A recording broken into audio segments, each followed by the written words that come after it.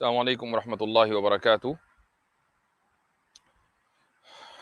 الحمد للہ رب العالمین والصلاة والسلام علی سید الانبیاء والمرسلین وعلی آلہ وصحبہ اجمعین، اما بعد۔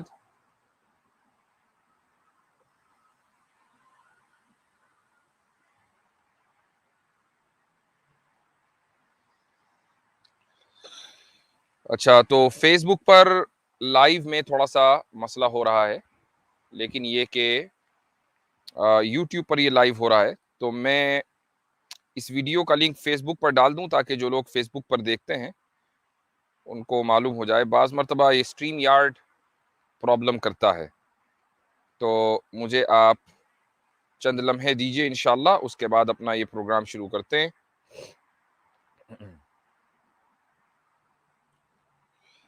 آپ حضرات بھی اس کو اگر اپنے فیس بک پیجز پر یا کہیں اور جہاں جہاں آپ شیئر کرتے ہوں، اتنے شیئر کر دیں پروگرام، تاکہ زیادہ سے زیادہ لوگ جڑ سکیں اور انشاءاللہ یہ پروگرام افادہ عام کا ذریعہ بنے۔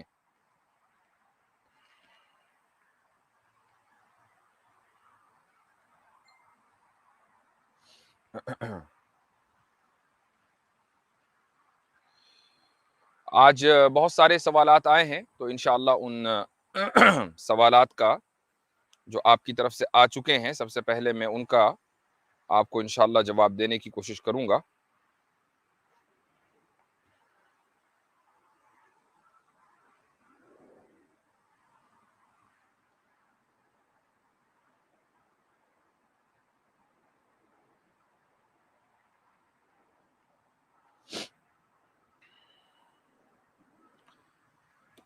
جی تو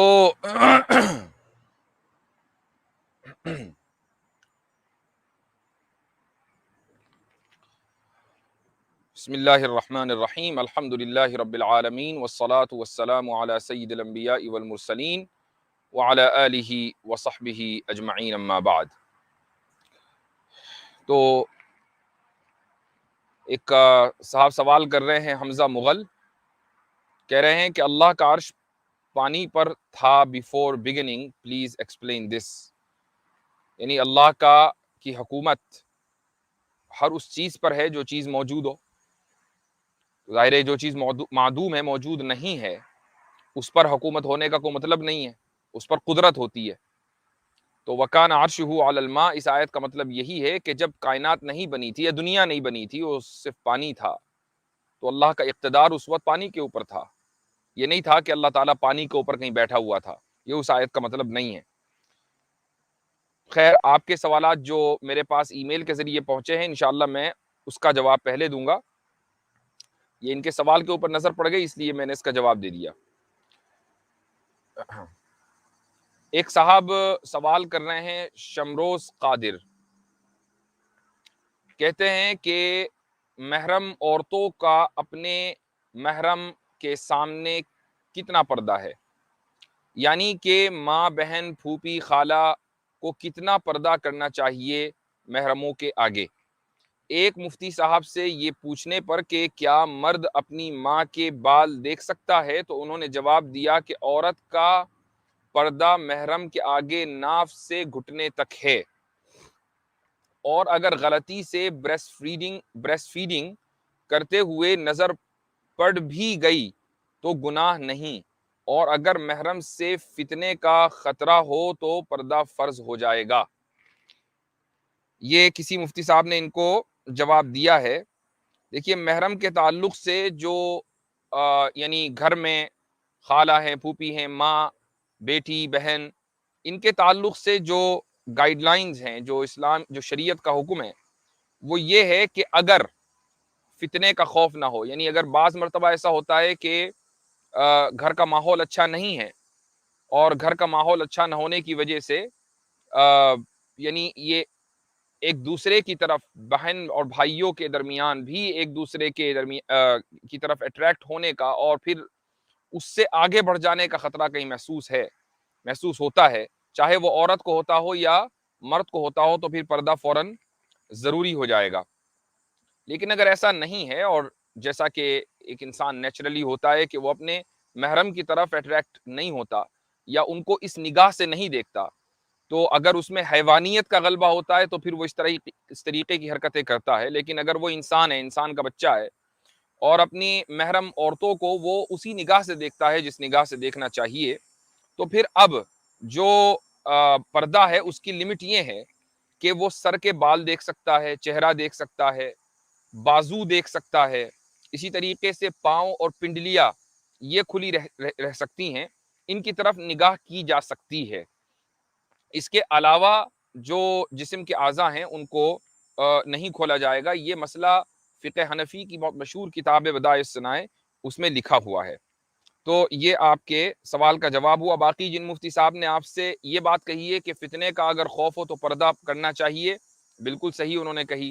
اور انہوں نے یہ بات کہی کہ ناف سے لے کر پنڈلی اور ناف سے لے کر گھٹنے تک ہی صرف پردہ ہے، باقی پورا جسم کھلا رہے، یہ بات انہوں نے غلط کہی. اگلا جو سوال ہے وہ پی جگدیش پور شاید کوئی صاحب ہیں، کہتے ہیں کہ آج ہم تک جتنی خبریں آتی ہیں سب میڈیا کے ذریعے ہی آتی ہیں، پھر ہم اپنے اپنے ورلڈ ویو کے اعتبار سے کسی کو صحیح اور کسی کو غلط قرار دیتے ہیں، اور ہر دو فریق کے تحت مسلمان بھی ہے اور غیر مسلم بھی. یعنی مسلمان کی طرف سے بھی خبر آتی ہیں اور غیر مسلموں کی طرف سے بھی خبر آتی ہے. سوال یہ کہ اس سلسلے میں معیار کیا ہونا چاہیے کہ ہم کس کو صحیح اور کس کو غلط کہیں؟ نیز اس میں انٹرنیشنل و نیشنل مذہبی اور سیکولرزم کی سوچ رکھنے والی میڈیا کی خبر میں کوئی فرق ہونا چاہیے یا نہیں؟ اسی طرح رہنمائی فرمائیں کہ موجودہ زمانے میں ہم کن میڈیا پر کہاں تک اور کن کن خبروں پر اعتماد کر سکتے ہیں. سب سے پہلی بات تو یہ ہے کہ خبر کے سچا ہونے کے لیے یہ ضروری نہیں ہے کہ وہ مذہبی چینل ہو یا وہ مسلمانوں کے حق میں بولتا ہو تو اس کا مطلب یہ کہ وہ سچ ہی بولتا ہوگا.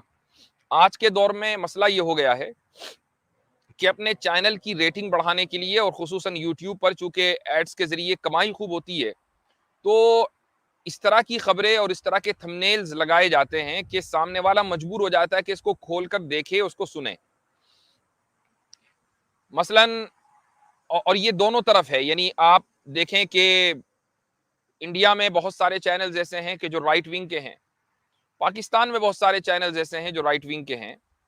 یعنی رائٹ ونگ کا مطلب یہ ہے کہ وہ کسی بھی چیز کو نیوٹرل ہو کر نہیں دیکھ سکتے، ان کو اس میں مذہبی پہلو نکالنا ہی نکالنا ہے. میں نام لینا نہیں چاہتا، لیکن جب کسی چینل کے ویوز ملینز میں چلے جائیں نا تو پھر بات کہنی پڑتی ہے. مجھے حیرت ہوتی ہے کہ آج بھی لوگ حقیقت ٹی وی دیکھ رہے ہیں. ٹھیک ہے، یہ پاکستان میں کسی کا ایک چینل ہے، میرے پاس تو کوئی اس کی ویڈیو بھیجتا ہے نا، نیچے حقیقت جیسے لکھا ہوتا ہے، میں فوراً آگے بڑھ جاتا ہوں، اس کو کھولتا بھی نہیں ہوں.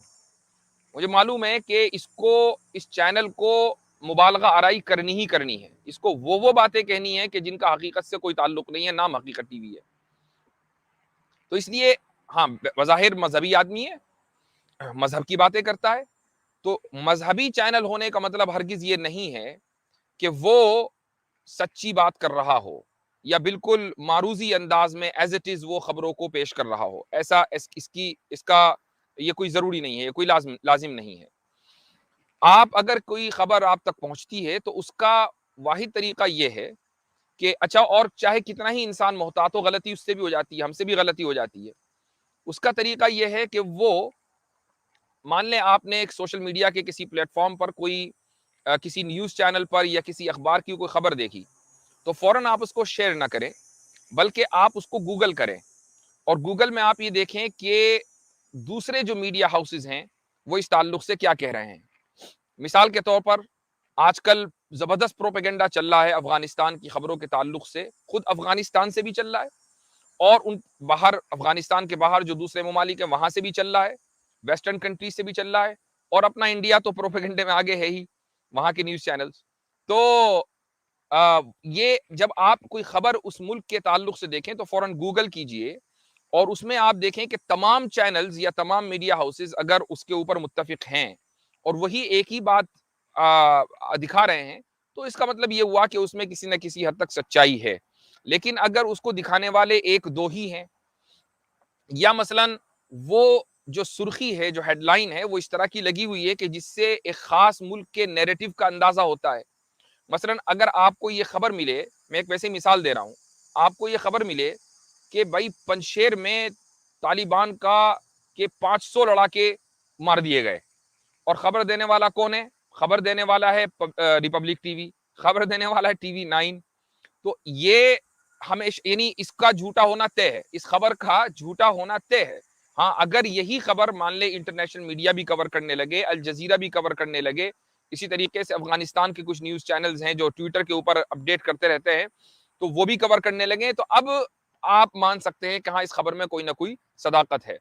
تو ہر ملک کا اپنا ایک پروپیگنڈا میڈیا ہوتا ہے۔ آپ اس ملک کے چینلز کو اگر دیکھیں گے، مان لیں آپ ایران کی خبریں اگر دیکھتے ہیں اور سعودی عرب کے خلاف دیکھتے ہیں، تو موسٹ لائکلی ایران کی خبریں جھوٹی ہوں گی، یا اس کا الٹا مثلا امارات کی یا سعودی عرب کی کچھ خبریں اگر ایران کے تعلق سے آپ دیکھیں گے، تو آپ تحقیق کرنا ضروری ہے کہ یہ واقعی یہ خبر صحیح ہے یا نہیں۔ رشیا کی خبریں امریکہ کے خلاف جھوٹی ہوں گی، امریکہ کی خبریں چائنا اور رشیا کے خلاف جھوٹی ہوں گی۔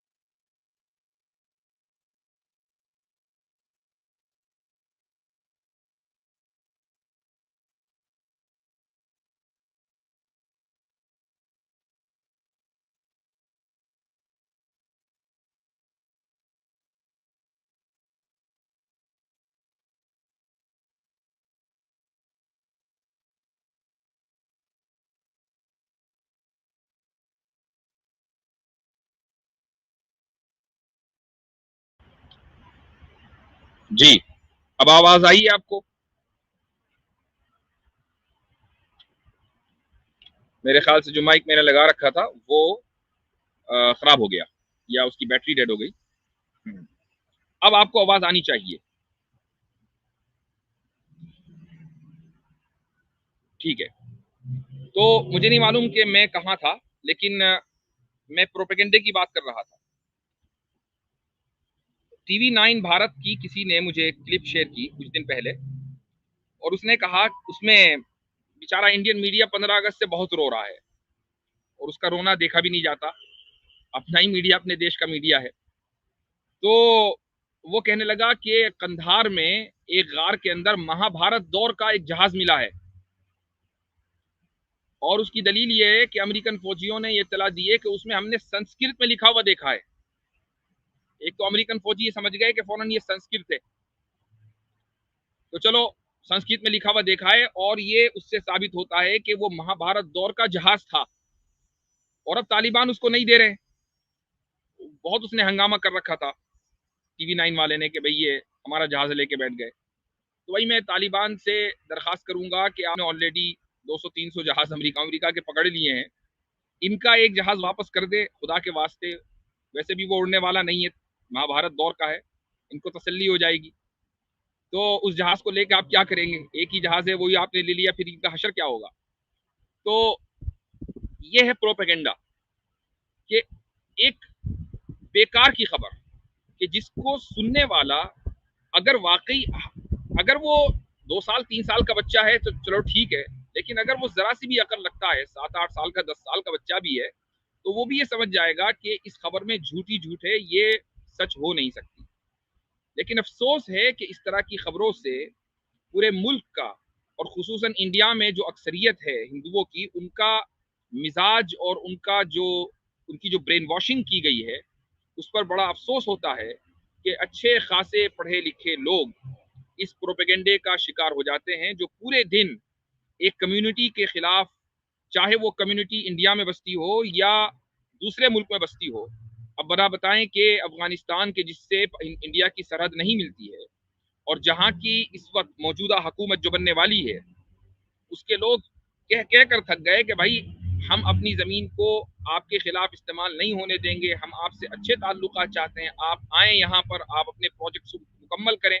लेकिन मीडिया ने जो जहन बनाया है अवाम का, खुसूसन अक्सरियती अवाम का, तो ये बहुत ही अफसोस की बात है कि पढ़े लिखे होने के बावजूद और ये क्लेम करने के बावजूद कि हमने IT रेवोल्यूशन दुनिया के अंदर हम लेकर आए हैं, और इस तरह के प्रोपेगेंडे से मुतासिर हो जाना, ये या तो पहला दावा गलत है कि पढ़े लिखे नहीं हैं, और या फिर कुछ और मसला है कि यानी मुसलमानों से नफरत इतनी ज्यादा हो गई है कि उन इस्लाम के नाम पर, मुसलमान क्या इस्लाम से नफरत इतनी ज्यादा हो गई है कि इस्लाम के नाम पर अगर कोई भी तहरीक उठेगी तो उसको अपना दुश्मन ऑटोमेटिकली समझ लिया जाएगा। ये चीज गलत है, क्योंकि मुसलमान हिंदुओं को अपना दुश्मन नहीं समझते हैं। इसलिए हिंदुओं को भी चाहिए कि वो मुसलमानों को और इस्लाम को दुश्मन समझना बंद कर दें।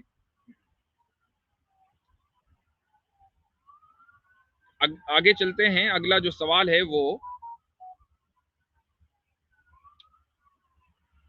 अच्छा, ये है मोहम्मद वासिफ साहब, कहते हैं मोहम्मद वासिफ मुतालिम दारुल नदवतुल उलमा लखनऊ, कहते हैं कि वाक़े मेराज के वकूअ पर जो साइंसी एतबार से आमतौर पर इश्कालात किए जाते हैं, उसके जवाबात हम क्या दें, और साइंसी एतबार से क्या इतनी तेज रफ्तार में पहुंचना मुमकिन है।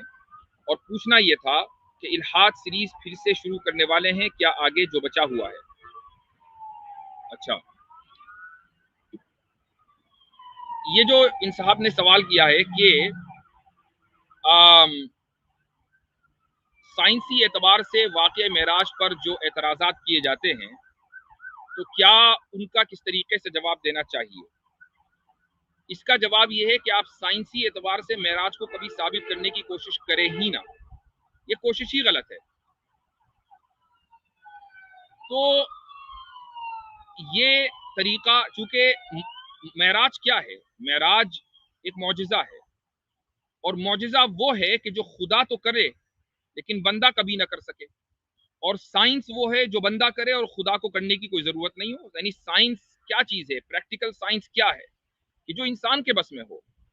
जो खुदा ने इंसान को अकल दी है, उसने अपनी अकल के जरिए कुछ आलात ईजाद कर लिए, कुछ टूल्स ईजाद कर लिए, और उसके जरिए वो बहुत से वो काम कर पाता है जो पहले नहीं कर पाता था। तो अब अगर आप खुदा के किसी काम को जो बंदे के बस का नहीं है समझने के लिए बंदे के किसी ईजाद करदा इल्म को पैमाना बनाएंगे, मेयार बनाएंगे, तो ये गलत होगा। ज्यादा से ज्यादा आप उसकी थ्योरेटिकल थोड़ी सी तशरीह कर सकते हैं, वो भी एक आम आदमी को समझाने के लिए कि भाई एक जात, या तो खुदा को नहीं मानो। अगर एक आदमी खुदा को नहीं मानता तो अब उससे इस पर बात नहीं होगी कि मेराज कैसे पॉसिबल हुआ, उससे तो बात ये होनी चाहिए कि खुदा मौजूद है या नहीं।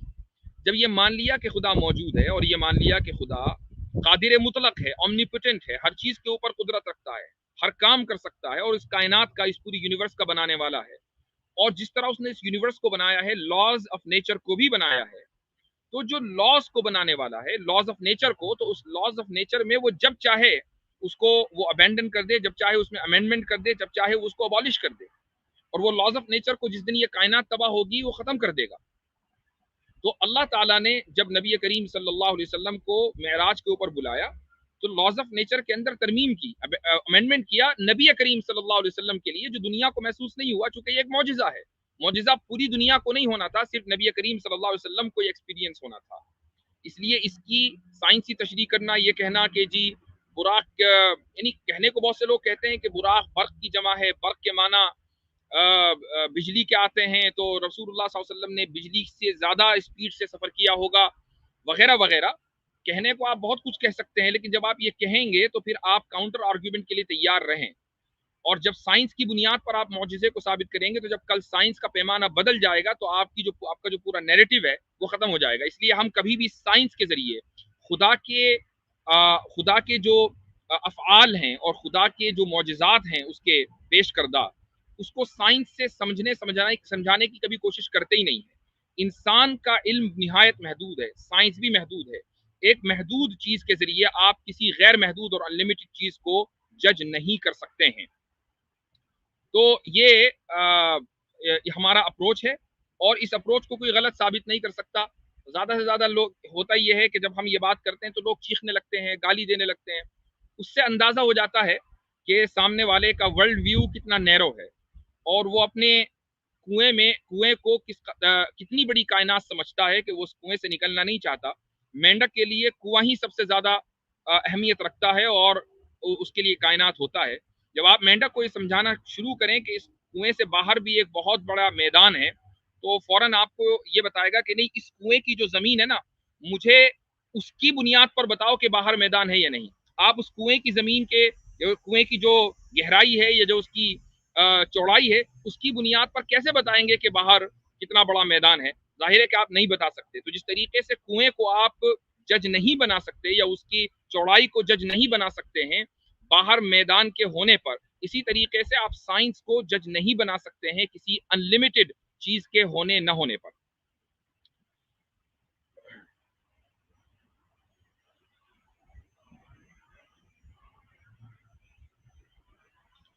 اچھا، اگلا سوال جو ہے وہ یہ سوال بھی اہم ہے اور یہ آیا ہے تحریک امن. کہتے ہیں کہ I am Irshad Khwaja from Kashmir and I am a student.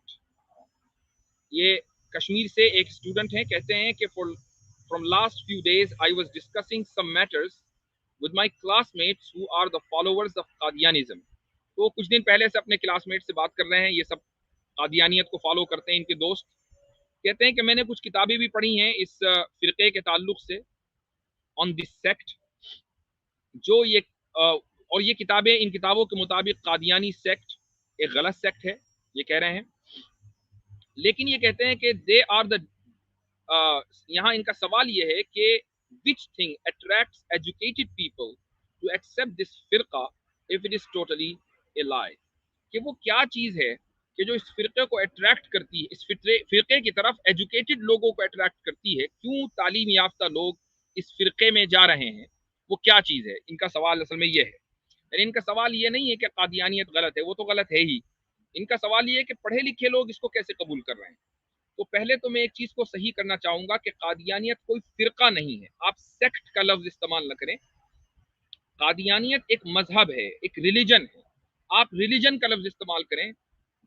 مسلمانوں کے اندر قادیانی بہت آسانی کے ساتھ یہ نیریٹو پیش کرنے میں کامیاب ہو گئے ہیں کہ جس طریقے سے مسلمانوں میں دوسرے فرقے ہیں، ہم بھی ایک فرقہ ہیں. یہ غلط ہے. قادیانی ایک مذہب ہے. اس کی وجہ یہ ہے کہ جس طرح ہم یہودیوں کو ایک الگ مذہب مانتے ہیں، چونکہ وہ نبی کریم صلی اللہ علیہ وسلم پر ایمان نہیں رکھتے اور حضرت موسیٰ علیہ السلام ہی کو مانتے ہیں، حضرت موسیٰ کے بعد کسی نبی کو نہیں مانتے، ایسے ہی ان لوگوں کا جو نبی ہے وہ مرزا غلام احمد قادیانی ہے. یہ بہت ہی چالاکی سے آپ کو یہ کہیں گے کہ لیکن ہم تو رسول اللہ صلی اللہ علیہ وسلم کا انکار نہیں کرتے، ہم تو ان کو بھی رسول مانتے ہیں.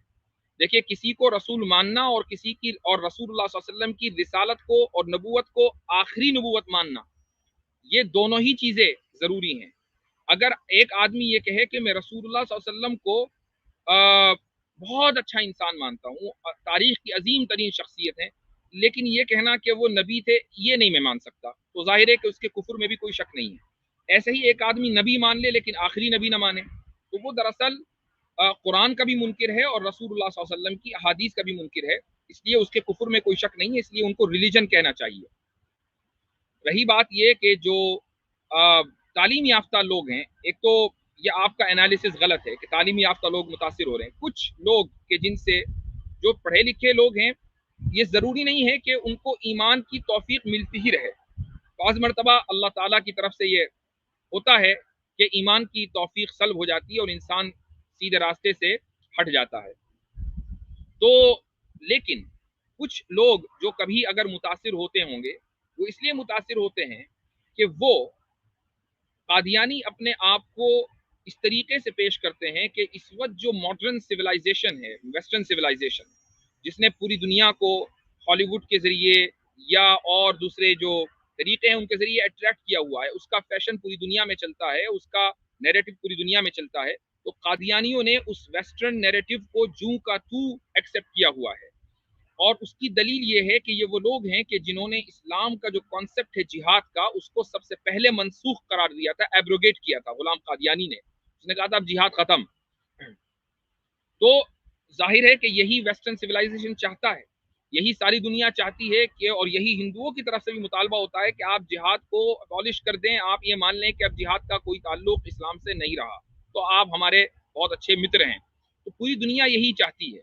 قادیانیوں نے اس کو پروموٹ کیا، اس کو ایبروگیٹ کیا اور ویسٹرن نیریٹو کو اختیار کیا۔ اب جو تعلیم یافتہ لوگ ویسٹرن نیریٹو کو اور ویسٹرن کلچر اینڈ سویلائزیشن کو اچھا سمجھتے ہیں، ان کو یہاں اٹریکشن نظر آتا ہے اور اس لیے وہ متاثر ہو جاتے ہیں۔ اس کے علاوہ کوئی دوسری چیز اٹریکشن کی ان میں نہیں ہے۔ جھوٹ کا پلندہ ہے قادیانیزم۔ اس مختصر وقت میں پوری ان کی تاریخ بیان کرنا ممکن نہیں ہے، صرف اتنا ہی بتانا ہے کہ اٹریکشن کیوں ہوتا ہے، یہی آپ کا سوال بھی تھا۔ اچھا، اگلا سوال بڑا اہم ہے۔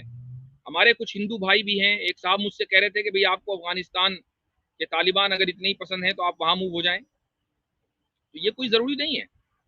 آپ اگر کسی چیز کو پسند کرتے ہیں، کسی علاقے کو، تو آپ فوراً وہاں موو ہو جائیں۔ آپ کو کشمیر بہت پسند ہے تو جائیے کشمیر میں رہیے، کیوں نہیں جاتے؟ یا مثلاً آپ کو سوئٹزرلینڈ بہت پسند ہے، نہیں جائیں گے آپ؟ تو ہر ایک کی اپنی ایک ہے کسی چیز کو نظریاتی اعتبار سے پسند کرنا۔ میں افغانی نہیں ہوں، میں اگر جاؤں گا تو وہاں نہیں رہ سکتا، ٹھیک ہے؟ تو یہ طریقہ کسی کو آپ وہاں چلے جائیں۔ اچھا، ایک چیز اور ہے، آج کل جو ہے ہمارے ہندو بھائی جو تھوڑا سا فینیٹک ہیں، ان کی زبان پر پاکستان کے علاوہ افغانستان بھی لفظ آ گیا کہ اگر تمہیں اتنا ہی زیادہ ہے محبت تو جاؤ افغانستان۔ پہلے ہوتا تھا جاؤ پاکستان، اب ہوتا ہے جاؤ افغانستان۔ کچھ دن کے بعد پھر عراق ہو جائے گا، ایران ہو جائے گا، ایران سے آگے عراق، پتہ نہیں کہاں کہاں بھیجیں گے، پھر یورپ ہی آ جائے گا۔ تو یہ طریقہ آپ لوگوں کا بتاتا ہے کہ آپ بہت زیادہ نیرو مائنڈڈ ہیں اور کسی چیز کو آپ ڈائلاگ کی بنیاد پر سمجھنے کی کوشش نہیں کرتے۔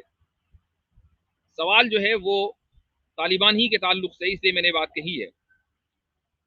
کہتے ہیں کہ افغانستان میں طالبان نے اسلامی نظام نافذ کرنے کا اعلان کیا ہے، انڈیا میں مسلمانوں کے اندر بہت خوشی کا ماحول ہے۔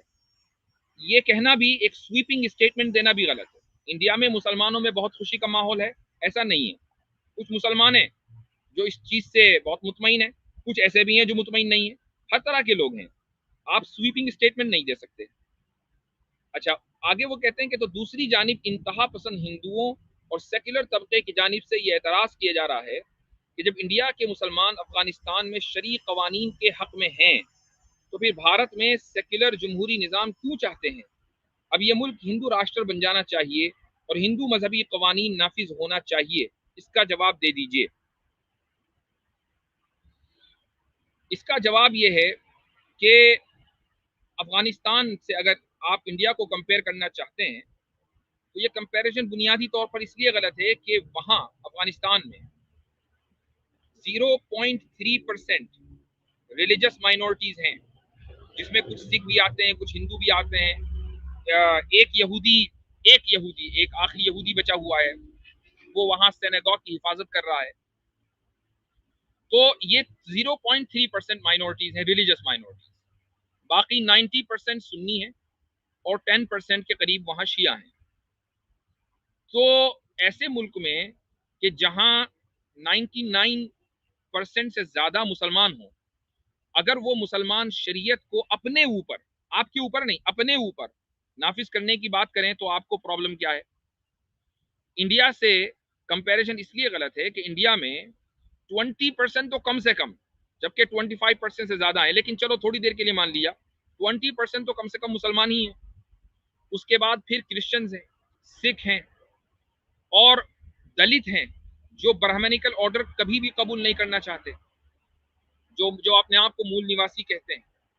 आप जितने भी अम्बेडकरवादी हैं उनसे पूछें जरा कि क्या वो ब्राह्मणिकल ऑर्डर कबूल करना चाहेंगे, तो ये सब मिलाकर 50% से ज्यादा हैं। ये 50% से ज्यादा लोग नहीं चाहते कि ब्राह्मणिकल ऑर्डर मुल्क में नाफिज हो। इसलिए ये कंपैरिजन बुनियादी तौर पर गलत है कि एक तरफ 0.3% रिलीजियस माइनॉरिटीज हैं और दूसरी तरफ 50% से ज्यादा लोग हैं कि जो ब्राह्मणिकल ऑर्डर हरगिज नहीं चाहते हैं। अच्छा चलें, थोड़ी देर के लिए मान लीजिए कि हम मान लें थोड़ी देर के लिए कि आपका जो निज़ाम है, जो भी निज़ाम है, हिंदू राष्ट्र वगैरह वगैरह, ये कहीं नाफिज हो जाए। सवाल ये है कि उसका पूरा फलसफा है क्या, उसका कानून क्या है। वो किसी किताब में नहीं लिखा, लिखा है तो आपने आज तक उसको पेश नहीं किया।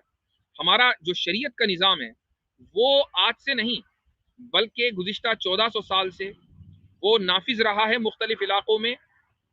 गुज़िश्ता चंद दहाइयों से वो नाफिज नहीं रहा, आप ये कह सकते हैं। और मुख्तलिफ मुल्कों में किसी न किसी शक्ल में वो आज भी मौजूद है।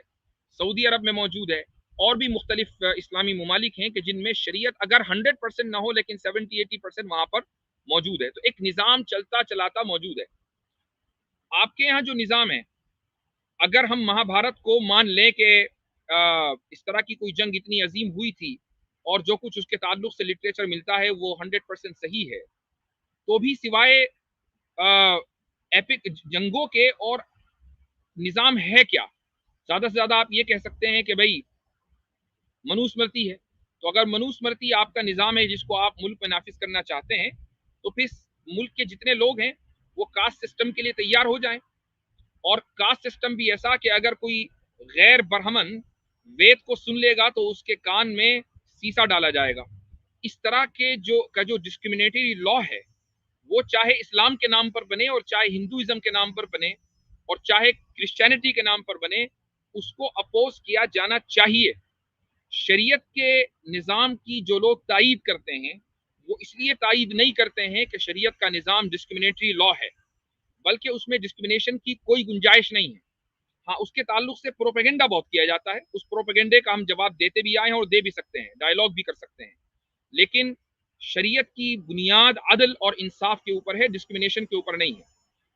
हिंदू मनुस्मृति लॉ उसकी बुनियाद ही डिस्क्रिमिनेशन के ऊपर है, इंसाफ के ऊपर नहीं। तो आप अपने निज़ाम को पहले थ्योरेटिकली पेश कीजिए, उसके ऊपर जो क्रिटिसिज्म होगी उस क्रिटिसिज्म का जवाब दीजिए, उसके बाद फिर आप बात करेंगे तो हम बात सुनने के लिए और बात करने के लिए तैयार हैं। फिलहाल तो आप लोगों ने जो नमूने दिखाए हैं वो ये कि अभी 7 साल से आप पॉलिटिकली एक जमहूरी निज़ाम में पॉलिटिकली थोड़ा सा मजबूत क्या हुए। आप गली में कूचों में गरीब चलते फिरते मुसलमानों को पकड़ते हैं और 10-12 गुंडे जमा हो जाते हैं और कहते हैं बोलो जय श्री राम। तो अगर ये राम राज्य है, अगर ये हिंदू राष्ट्र है, तो कोई भी मुसलमानों को छोड़ दीजिए, कोई सिख, कोई ईसाई, कोई जैन, कोई दलित इस चीज को कबूल करने के लिए तैयार नहीं है। मुसलमानों को भी आप साइड में रख दीजिए, बल्कि मैं कहूंगा कि बहुत बड़ी तादाद हिंदू पढ़े लिखे लोगों की है, वो भी इस चीज को पसंद नहीं करती है कि किसी गरीब चलते फिरते रक्शे वाले को, मजदूर को, किसी को 5-10 लोग मिले और कहें कि बोलो जय श्री राम। ये कोई बहादुरी की बात नहीं है। अगर ये अगर ये यानी समझ लें कि हिंदू राष्ट्र है, तो फिर आप तो दुनिया में मुंह दिखाने के लायक नहीं है अगर ये हिंदू राष्ट्र है। तो इसलिए हिंदू राष्ट्र का जो पॉजिटिव साइड है वो थ्योरेटिकली पहले दिखाइए, फिर उसके बाद बात कीजिए प्रैक्टिकल इन्फोर्समेंट की। आगे चलते हैं। अगला जो सवाल है वो है कि एक साहब शायद मुझसे जाती तो यानी मशवरा मांग रहे हैं। क्वेश्चन नंबर 1 है इनका, बल्कि एक ही क्वेश्चन है कि मुझे एक अरब कंट्री से जॉब ऑफर है, यहाँ पर 45,000 मिलते हैं और वहां पर 1 लाख। यहाँ पर सब काम हो जाता है आराम से, ज़कात और सदका भी, फैमिली को सपोर्ट भी हो जाता है। वहाँ खर्चे ज़्यादा होंगे, लाइफ थोड़ी आसान होगी, मगर इतना सदका ज़कात नहीं दे सकता जितना यहाँ पर रहने के बाद दे देता हूँ। देखिए, घर के आराम से ज़्यादा कोई दूसरा आराम नहीं है। आप दूसरे मुल्क में जाएंगे, 1 लाख कमाएंगे 45,000 को तो कुर्बानी देकर। अरब मुल्क में आप कभी भी परमानेंट नहीं रह सकते। वहाँ के कवानीन ऐसे ही हैं कि आप वहाँ काम करें और उसके बाद 7-8 साल, 10 साल के बाद, 15 साल के बाद वापस अपने मुल्क में चले जाएं। जब आप वापस अपने मुल्क में जाएंगे तो आपको दोबारा फिर अपनी ज़िंदगी शुरू करनी होगी, और उस एज में आप आ जाएंगे कि शायद अपनी ज़िंदगी को उस तरीके से शुरू न कर पाएं कि जैसे अब आप एक्टिवली कर रहे हैं। अपने घर के आराम को मत छोड़ें। यहाँ अगर आराम से आप खुद कह रहे हैं कि ज़िंदगी गुजर रही है, तो फिर उसी तरीके से ज़िंदगी गुजारते रहें, ज़्यादा के चक्कर में न पड़ें। अगला जो सवाल है वो एक साहब कह रहे हैं कि कुरान पाक हिफ्ज करने का सही तरीका क्या है। एक किताब मिलती है, आप वो किताब खरीद लें। उर्दू में उसका नाम है आप कुरान करीम हिफ्ज कैसे करें। अगर आप गूगल में इसको डालेंगे तो शायद उसकी PDF भी मिल जाएगी, लेकिन इंडिया में, पाकिस्तान में हर जगह वो किताब मिल जाती है, तो उसको पढ़ लीजिए। उसमें कुरान करीम के हिफ्ज करने के तरीके बहुत सारे लिखे हुए हैं। कंसिस्टेंसी जो है वो बुनियादी चीज़ है कि आप पाबंदी के साथ एक काम अगर आपने शुरू कर दिया तो बगैर किसी नागे के आप वो काम करते रहें। एक फार्मूला बता देता हूँ, 6 आयतें अगर आप रोजाना याद करेंगे तो 2 साल में आप हाफिज हो जाएंगे। 6 आयतें आप रोजाना याद करें, और पहले पारे से शुरू करने के बजाय आखिरी पारे से शुरू करें, चूंकि छोटी छोटी आयतें हैं और वो सूरतें हैं जो आमतौर से हम नमाज में पढ़ते हैं। उसके बाद आप 29वें पारे पर आएँ और इस तरीके से आखिर के जो 3-4 पारे हैं वो पहले कर लें। छोटी छोटी चूंकि आखिर में आयतें होती हैं, और उसके बाद फिर आप पहले पारे पर आएँ। इस तरह आप 6-6 आयतों का रोजाना बिला नागा, बगैर किसी दिन छुट्टी लिए, आप अगर 6 आयतें याद करेंगे तो 2 साल के अंदर इंशाअल्लाह आप हाफिज कुरान हो जाएंगे। लेकिन ये भी याद रखें कि ऐसा ना हो कि आप आगे बढ़ते रहें और पीछे भूलते रहें। कुरान करीम में याद करते हुए 3 चीज़ें बुनियादी होती हैं। एक सबक यानी आगे जो नया याद किया, दूसरा जो सबक का पारा है, और तीसरा जो आमुख्ता यानी जो पिछला आपने याद किया हुआ। ये तीनों एक साथ लेकर चलना पड़ता है, तब जाकर बंदा अच्छा हाफिज कुरान बनता है।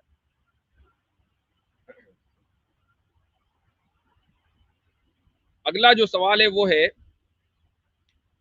अनीस साहब कहते हैं कि जब हम सोशल मीडिया में इस्लाम के खिलाफ गलत और झूठ बातों का प्रोपेगेंडा देखते हैं तो बाज़ दफ़ा फ्रस्ट्रेशन में आ जाते हैं और कभी एहसास कमतरी का शिकार हो जाते हैं कि कैसे मैं इनके सवालों का जवाब दूं, तो इस कैफियत से कैसे निकलें।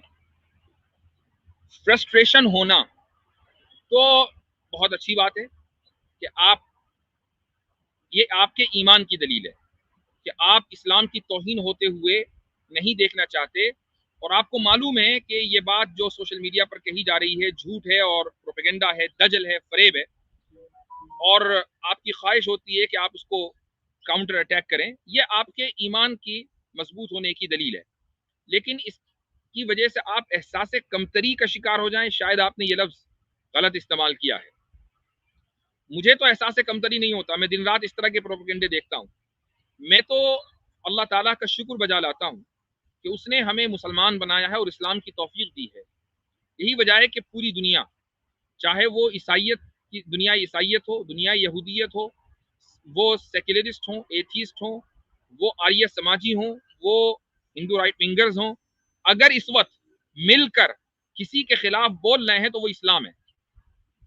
तो ये याद रखें, एक मकूला है कि अल-हक़्क़ु हैसु तस्क़ुतु सिहाम, हक वहां है कि जहां तीर गिरते हैं।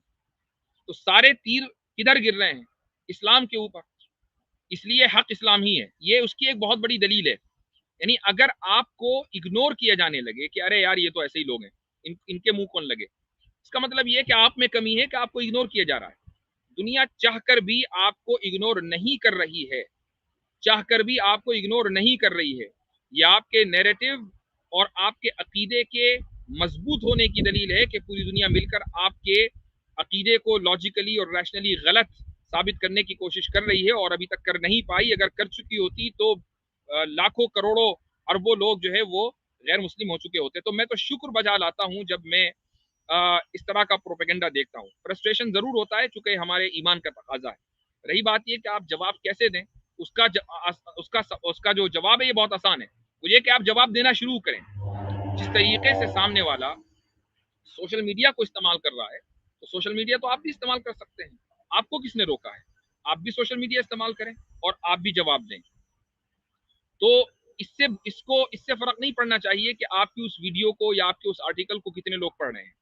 ऐसा होगा कि जब आपका आर्टिकल अच्छा होगा और आपकी वीडियो अच्छी होगी तो साल 1.5 साल की मेहनत करने के बाद आप बहुत ज्यादा आगे निकल जाएंगे, और आपकी जो समझ लें कि जो सर्कल है वो बढ़ता चला जाएगा। اس کے لیے ضروری ہے کہ آپ کنسسٹنسی کے ساتھ کام کرتے رہیں. اس پر فرسٹریشن کی یا یعنی مستقل یہ سوچنے کی کہ ارے اس کا کیا جواب ہوگا، اس کی ضرورت نہیں ہے. جواب ہر چیز کا موجود ہے، بس جواب دینے والے چاہیے. اگلا جو سوال ہے وہ ایک صاحب سوال کر رہے ہیں، ذیشان انصاری کہتے ہیں کہ میرے والد کا انتقال ہو گیا ہے اور ان پر جو قرضہ ہے وہ میں نے اپنے ذمے لے لیا ہے، مجھے ادا کرنا ہے، جو کہ میں دھیرے دھیرے ادا کر رہا ہوں، لیکن کچھ لوگ بولتے ہیں کہ پراپرٹی بیچ کر جلدی قرض ادا کر دو ورنہ لیٹ ہونے سے والد پر عذاب ہوگا، بتائیے کیا کرنا، یہ کرنا صحیح ہے؟ نوٹ: والدہ اور بھائی بہن کے خرچے چلانے میں والد کی پراپرٹی سے بہت ہیلپ ملتی ہے. آپ کے اس سوال کا جواب یہ ہے کہ جب انسان مر جاتا ہے اور اس کے ذمے کوئی قرض ہوتا ہے اور کوئی دوسرا شخص اس کی اولاد میں، اس کے بھائی بہن میں کوئی وہ قرضہ اپنے ذمے لے لیتا ہے، تو یہ اپنے ذمے لینا بالکل درست ہے. لیکن اس تعلق سے میں آپ کو سمپلی ایک حدیث بتا دیتا ہوں. وہ حدیث یہ ہے کہ جابر بن عبداللہ رضی اللہ عنہ کی روایت ہے. وہ یہ فرماتے ہیں کہ ایک شخص کی وفات ہوئی، نبی کریم صلی اللہ علیہ وسلم کے زمانے میں ایک شخص کا انتقال ہوا اور آپ صلی اللہ علیہ وسلم سے کہا گیا کہ آپ ان کی نماز جنازہ پڑھا دیں. تو آپ چلنے لگے نماز جنازہ پڑھانے کے لیے. راستے میں آپ کی عادت تھی کہ آپ یہ پوچھتے تھے کہ جس کا انتقال ہوا ہے کیا اس نے کوئی قرضہ اس کے اوپر ہے، اگر قرضہ ہے تو اس قرضے کی ادائیگی کا کوئی انتظام ہے یا نہیں. تو آپ نے حسب عادت پوچھا کہ یہ جو آدمی جس کا نماز جنازہ جس کی پڑھانے ہم جا رہے ہیں تو کیا ان کے اوپر کوئی قرضہ ہے؟ تو کسی نے کہا کہ جی 2 دینار قرضہ ہے اور قرضہ ادا کرنے کے لیے کوئی مال دولت انہوں نے نہیں چھوڑی ہے.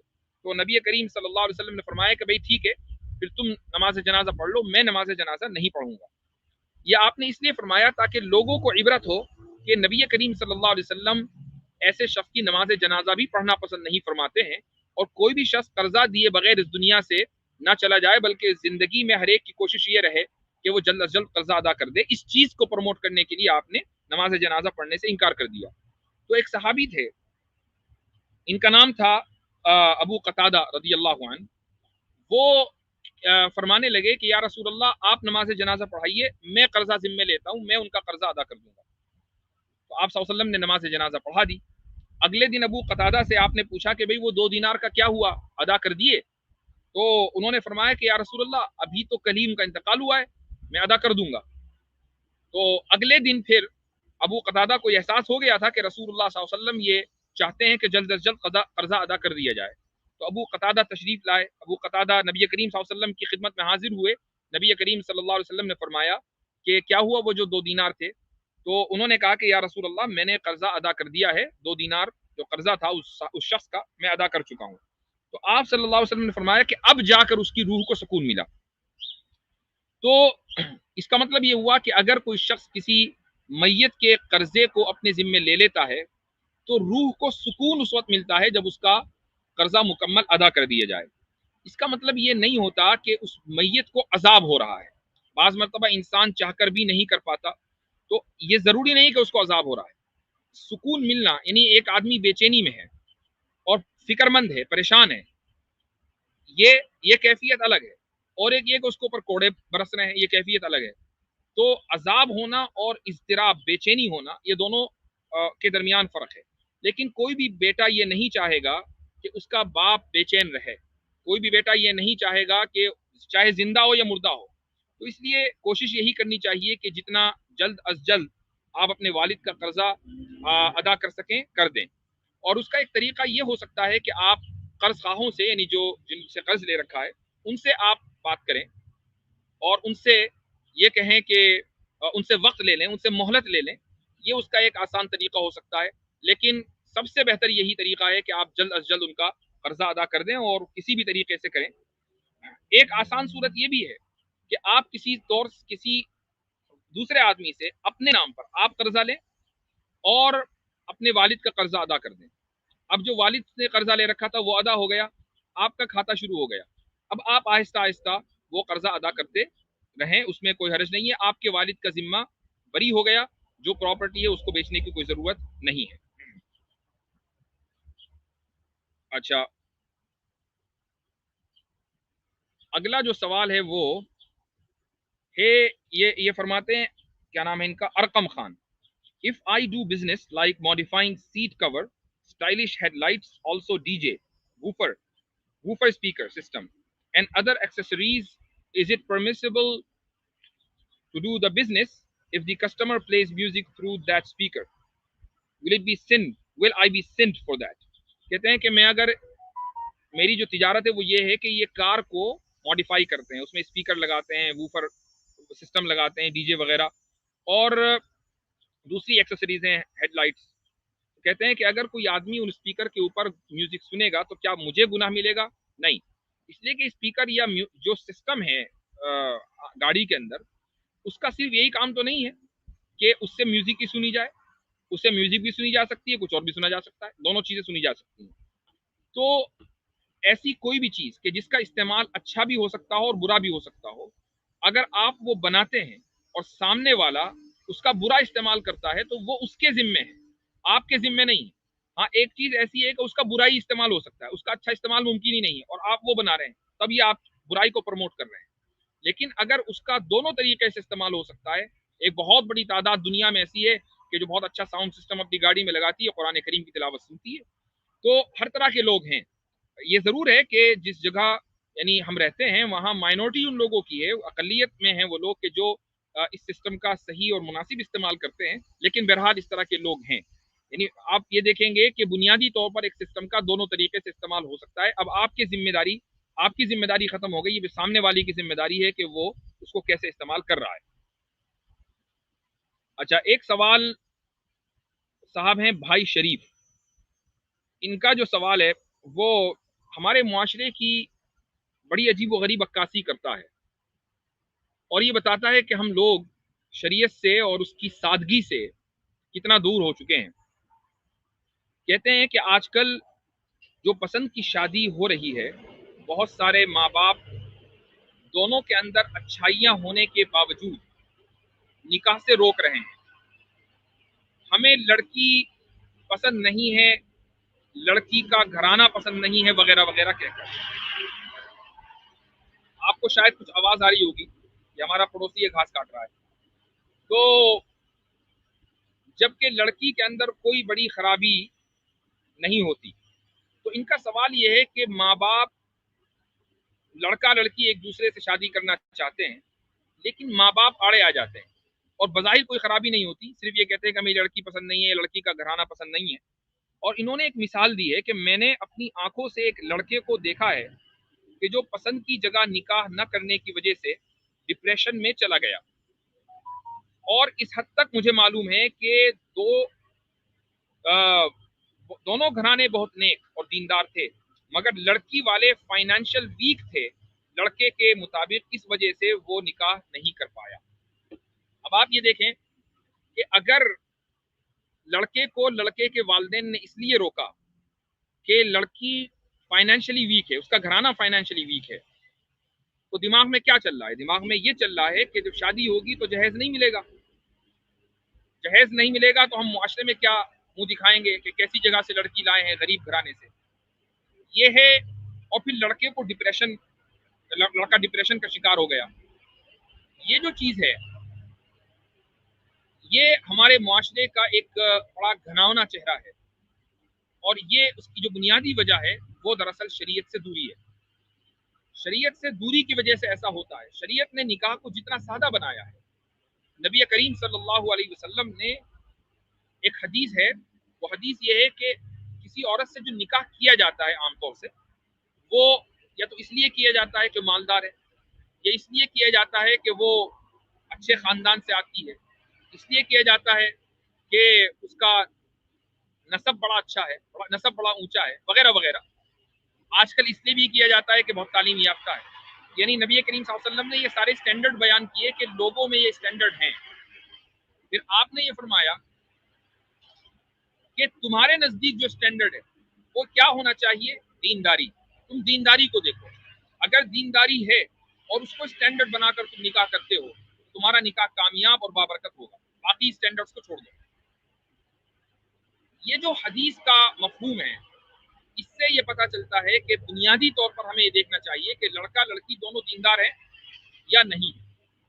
اگر لڑکے والوں کے ذہن میں یہ آ گیا کہ لڑکی فائنینشلی ویک ہے تو یہ، اور اس لیے وہ نکاح کو ریجیکٹ کر رہے ہیں اور لڑکے کے اوپر دباؤ بنا رہے ہیں، تو یہ لڑکے کا جو بنیادی حق ہے دراصل یہ اس کا وائلیشن ہے۔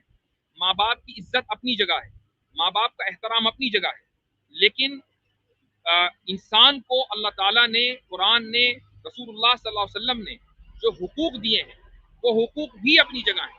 قرآن کریم نے ارشاد فرما دیا کہ فَانْكِحُوا مَا طَابَ لَكُمْ، کہ تمہیں جو پسند آئے تم اس سے نکاح کرو۔ یہ نہیں کہا کہ تمہارے ابا کو جو پسند آئے تم اس سے نکاح کرو، تمہاری اماں کو جو پسند آئے اس سے نکاح کرو۔ فَانْكِحُوا مَا طَابَ لَكُمْ، تمہیں جو پسند آئے تم اس سے نکاح کرو۔ ہمارے معاشرے میں یہ ہوتا ہے کہ جیسے ہی لڑکی پسند آ گئی اس سے نکاح نہیں ہونا ہے، بلکہ کہا یہ جاتا ہے کہ ارے اس نے تو پسند کی شادی کر لی۔ اب ایسے آدمیوں کو آپ کیا کہیں گے کہ ناپسند کی شادی کریں؟ جس سے نفرت ہے اس سے شادی کرنی چاہیے ہم کو، کہ جو دنیا کی سب سے بدصورت عورت ہے اس سے شادی کریں، اس کو پیغام بھیجیں بھائی جو پسند آئے گی اسی سے تو شادی کرنی ہے۔ یعنی لوگ بھی نام رکھتے ہیں کہ اس نے تو پسند کی شادی کی ہے۔ یہ سوچ بنیادی طور پر غلط ہے۔ لیکن پسند کی شادی کرنے کا مطلب یہ نہیں ہے کہ آپ کا افیئر چل رہا ہے کسی سے اور جناب ساری حرکتیں ہو رہی ہیں اور اس کے بعد جب تمام حرکتوں سے آپ فارغ ہو گئے تو آپ نکاح کرنے چلے۔ یہ پسند کی شادی کا مطلب نہیں ہے، یہ عمل تو حرام ہے۔ پسند کی شادی کا مطلب کیا ہے کہ آپ نے مثلا کسی لڑکی کو کہیں دیکھا، لڑکی نے کسی لڑکے کو کہیں دیکھا، اس نے اپنے والدین سے ذکر کیا، آپ اپنے گھرانے میں ذکر کریں کہ مجھے اس سے شادی کرنی ہے، گھرانہ اچھا ہے، ٹھیک ہے۔ ماں باپ کو چاہیے کہ اس تعلق سے اپنی اولاد کی بات سنیں، ان کا کوآپریٹ کریں۔ کتنے ہی واقعات ایسے ہوتے ہیں کہ جب ماں باپ ضد پکڑ لیتے ہیں تو پھر لڑکی آخری قدم اٹھاتی ہے اور جس کے ساتھ اس کو شادی کرنی ہوتی ہے اس کے ساتھ بھاگ جاتی ہے، یہ لڑکا بھاگ جاتا ہے، پھر ماں باپ روتے پھرتے ہیں اور آخر میں آ کر یہی ہوتا ہے کہ اس کو اپناتے ہیں۔ تو جو کام خوش اسلوبی سے پہلے ہو سکتا ہے اس کو پہلے کر لینا چاہیے۔ ماں باپ کو ایجوکیٹ ہونا بہت ضروری ہے اس تعلق سے۔ تو یہ آپ کے سوال کا جواب ہوا۔ ایک سوال اور لے لیتا ہوں، انشاءاللہ پھر بات ختم کرتے ہیں آج کی۔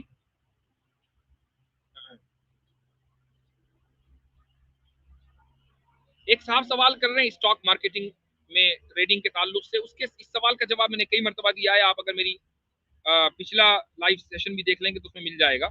البتہ آپ کے دوسرے سوال کا جواب ہے، یہ سامد صوفی ہیں، کہتے ہیں in current situation of India where oppression and tyranny become a behavior of the majority religion, what are our responsibilities؟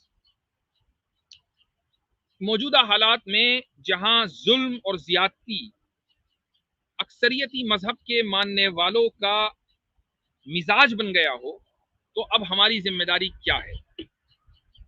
یہ بات تو صحیح ہے کہ بہت سے لوگوں کا یہ مزاج بن گیا ہے، لیکن یہ سویپنگ اسٹیٹمنٹ بھی غلط ہے کہ اکثریتی ریلیجن کے جتنے ماننے والے ہیں سب کا یہ مزاج بن گیا، ایسا نہیں ہے۔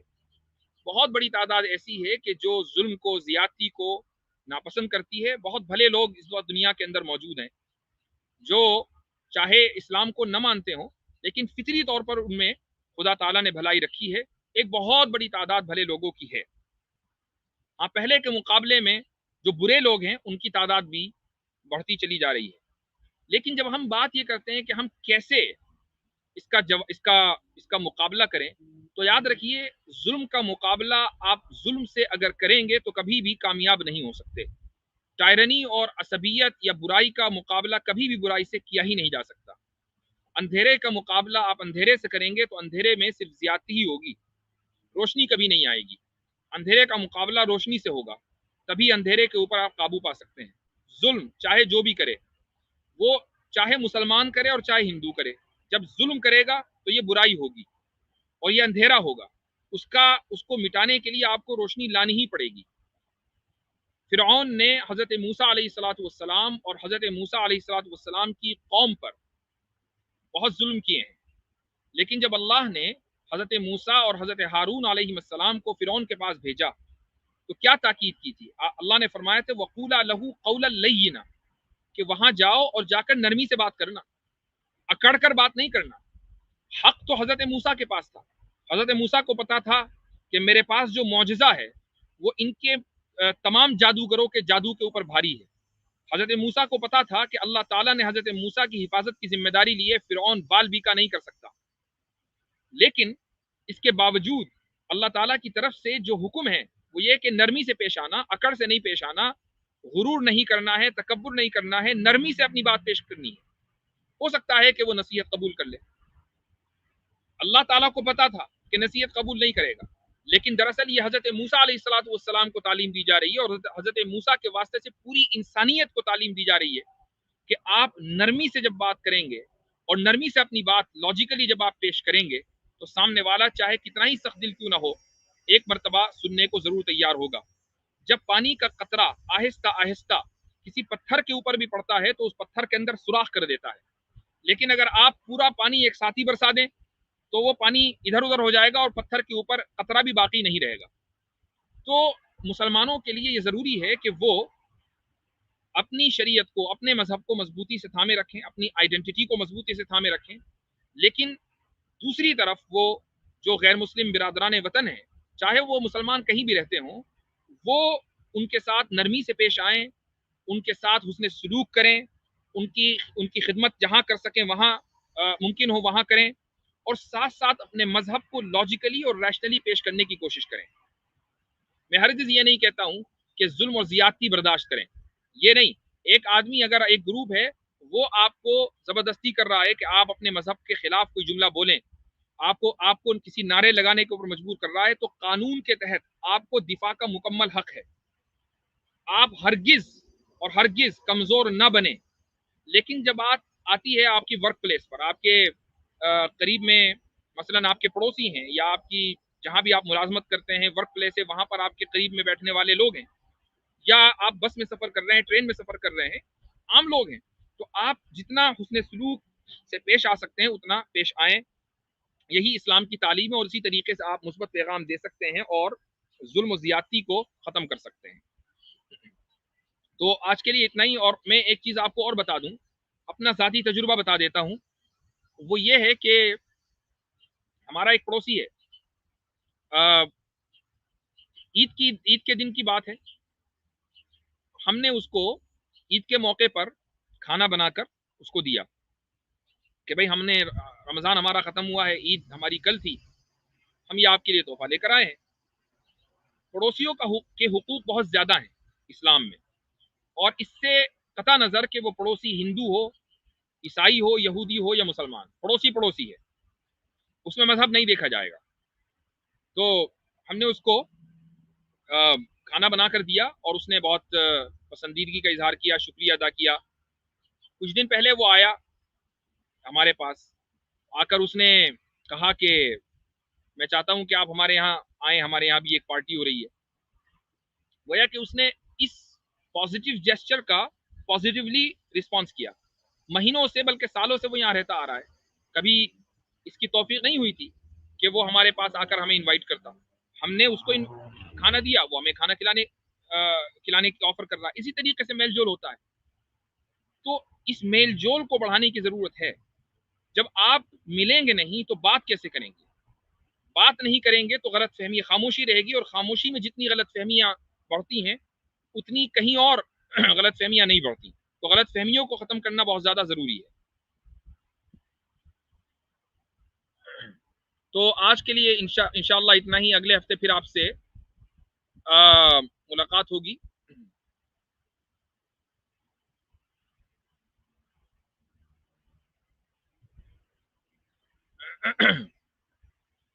पंडित जी कह रहे हैं कि मैं तो खाऊंगा नहीं मुस्लिम के घर का खाना, वो हराम खाना, मत खाइए, कोई बात नहीं।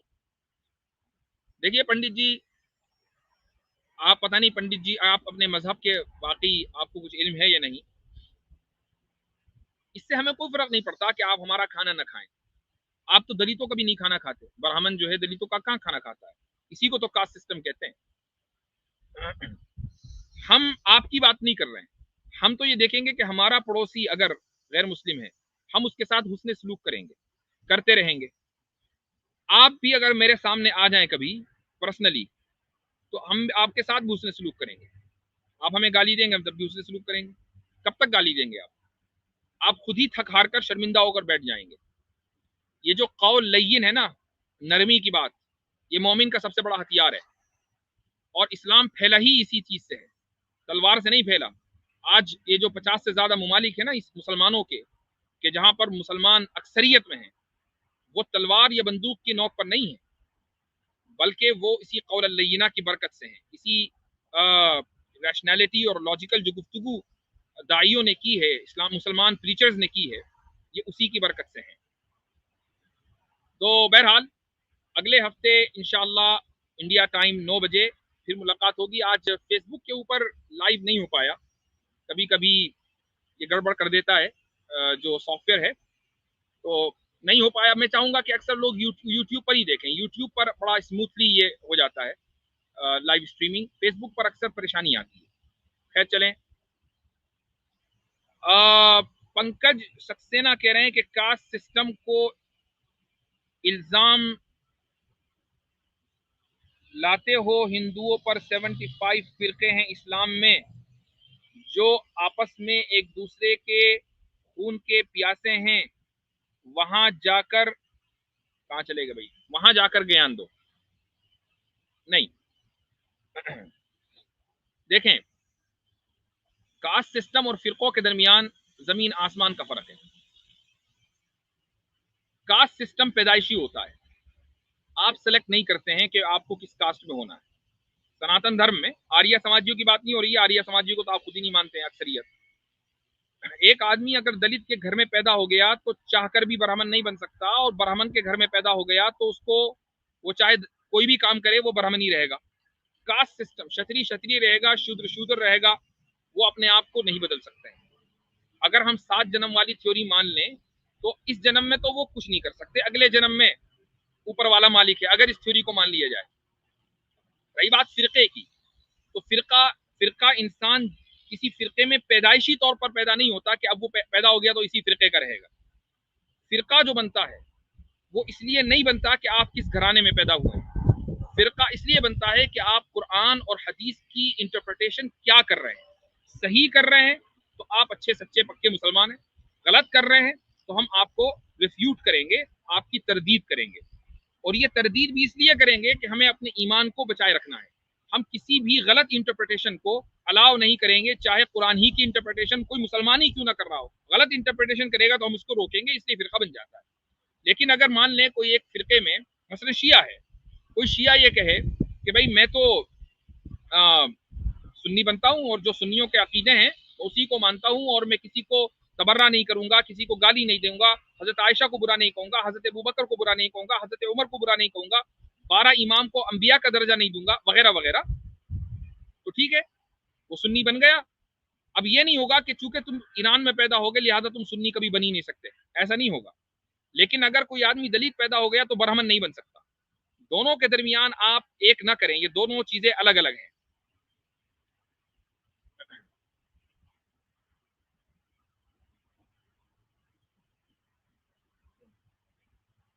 میں نے مثال دے دی آپ کو پنکج سکسینہ کہ شیعہ کیا سنی بن جائے گا؟ بالکل بن سکتا ہے، پتہ نہیں کتنے شیعہ سنی بنے ہیں۔ آپ کو چونکہ آپ لوگوں کو معلوم نہیں ہوتا، یو پی میں، ویسٹرن یو پی میں مظفر نگر ایک ضلع ہے، اس ضلع میں ایک قصبے کا نام ہے پور قاضی، اور ایک قصبے کا نام ہے منصور پور۔ یہ دونوں مظفر نگر ضلع میں آتے ہیں۔ آج سے 200 سال پہلے، کوئی بہت پرانی بات نہیں ہے، 150-200 سال پہلے یہ دونوں کے دونوں قصبے مکمل شیعہ تھے۔ آج وہاں شیعوں کا نام نہیں ہے، سب سنی ہو چکے ہیں، ان کے آبا و اجداد نے سنی مسلک اختیار کر لیا، اور وہاں کوئی شیعہ باقی نہیں رہا۔ تو شیعہ سنی بن سکتا ہے، بلکہ اور میں پرسنلی دیوبند سے آتا ہوں، مجھے معلوم ہے کہ آپ میں سے بہت سے لوگوں کو جو غیر مسلم ہے دیوبند سے بڑی چڑ ہے، حالانکہ دیوبند ایک قصبے کا نام ہے۔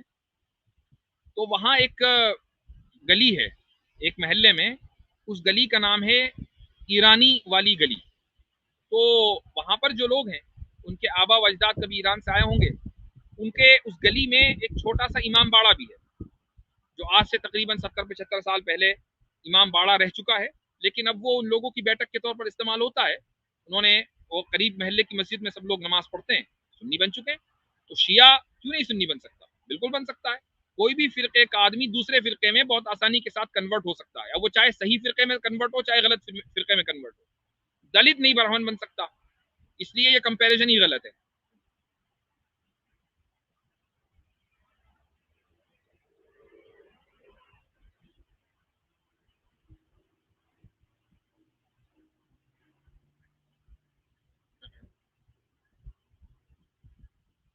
اچھا اگلا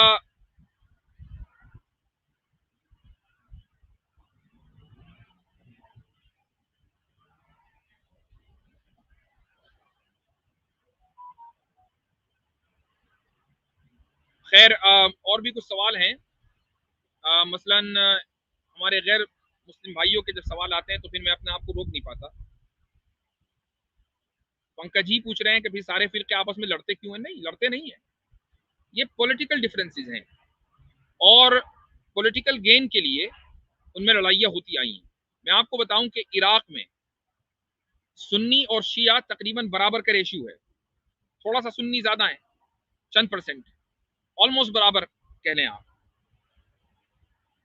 وہاں پر شیعہ و سنی کے درمیان جو جھگڑے ہوئے ہیں یا جو نفرتیں ہوئی ہیں وہ عراق انویژن کے بعد ہوئی ہے۔ جب امریکہ نے، نیٹو نے عراق پر حملہ کیا تو کبھی سنیوں کے مسجد میں جا کر بم پھوڑ دیا تو کبھی شیعوں کی مسجد میں بم پھوٹ گیا، تو یہ اس کے بعد انگریز کا تو ہمیشہ سے طریقہ یہ رہا ہے کہ لڑاؤ اور رول کرو، تو ایک اسی پالیسی کے اوپر تو انڈیا کے اوپر بھی حملہ کر کے قبضہ کیا تھا انگریز نے، سب جانتے ہیں۔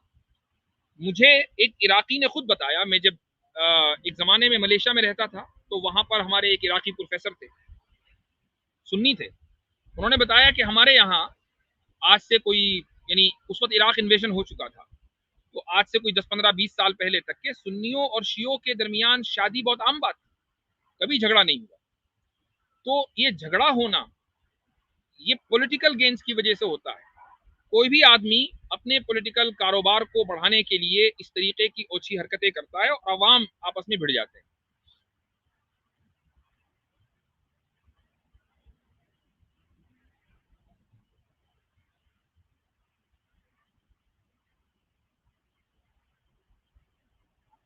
اچھا رشوراج جی، میں آپ کا سوال نہیں سمجھ پایا ہوں، آپ نے کئی چیزیں لکھ کر بھیجی ہیں لیکن میں سمجھ نہیں پایا۔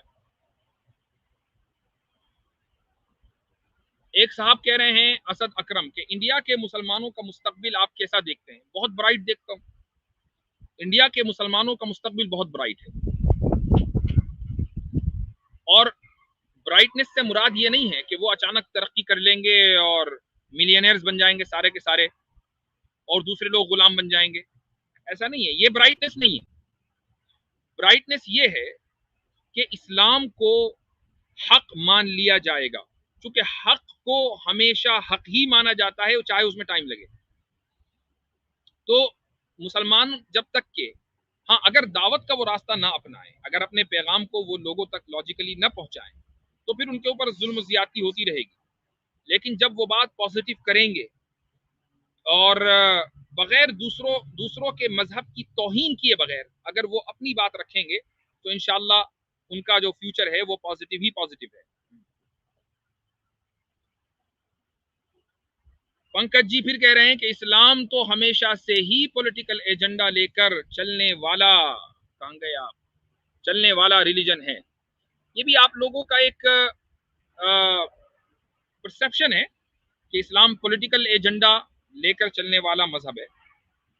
اسلام میں پالیٹکس بھی ہے، ہم اس کا انکار نہیں کرتے۔ سوال یہ ہے کہ کس مذہب میں پالیٹکس نہیں ہے، یعنی پالیٹکس اگر غلط چیز ہے تو پہلے تو اس پر بات کر لی جائے۔ اگر پالیٹکس کا مطلب ہے ملک کے نظام کو کیسے چلانا ہے تو پھر وہ مذہب نامکمل ہے، اگر اس میں ایک سوسائٹی کو چلانے کے طریقہ کار نہ ہو وہ مذہب نامکمل ہے۔ آپ بھی تو کہتے ہیں نا کہ آپ کے یہاں منوسمرتی ہے، منوسمرتی کے اندر پورے سوسائٹی کے لاز ہیں، راجا کو کیا کرنا ہے، پرجا کو کیا کرنا ہے۔ اسی طریقے سے اور بھی دوسری کتابیں ہیں، کتنے ہی اپنشد ہیں جو اسی موضوع کے اوپر ہیں۔ تو اس سے پتا چلتا ہے کہ ایک مذہب اسی وقت سسٹین کر پائے گا جبکہ وہ انسان کی جو پرسنل لائف ہے اس پرسنل لائف کو میں بھی گائیڈنس دے، اور جو کمیونٹی لائف ہے، جو سوشل لائف ہے اس میں بھی وہ گائیڈنس دے۔ اسلام انڈیویجول کے لیے بھی ہے اور کمیونٹی کے لیے بھی ہے، اور کمیونٹی کی جو سب سے بنیادی ضرورت ہے وہ ہے سیفٹی، اور سیفٹی اس وقت آتی ہے جب law and order who, law and order حکومت قائم کرے گی۔ تو مذہب کے لیے یہ ضروری ہے اس کے صحیح ہونے کے لیے اور اس کے سسٹین ہونے کے لیے کہ لا اینڈ آرڈر کیسے کسی سوسائٹی میں قائم ہوگا، اس کے لیے وہ گائیڈنس دے۔ اسلام نے اسی لیے سیاست کیسے کرنی ہے اور کیسے لا اینڈ آرڈر نافذ کرنا ہے، اس تعلق سے بھرپور گائیڈنس دی ہے. تو اب اس کو آپ یہ کہنے کہ نہیں یہ تو پولیٹیکل ایجنڈا ہے، یہ غلط ہے. لا اینڈ آرڈر کے تعلق سے اسلام بہت سخت ہے. اسی لیے آپ دیکھیں کہ کابل میں جب 15 اگست کے بعد سے جو حالات بدلے ہیں، حالانکہ ابھی حکومت نہیں بنی ہے، لیکن اگر آپ نیوز کو صحیح طریقے سے فالو کرتے ہوں تو لا اینڈ آرڈر کی میں آپ کو بات بتا دوں کہ کابل میں ایک موٹر سائیکل سوار کا ایکسیڈنٹ ہو گیا کسی وجہ سے، اس کو لوگ ہاسپٹل لے گئے، اس کی موٹر سائیکل وہیں پڑی رہ گئی، اور اسی طریقے سے اس کا کچھ سامان.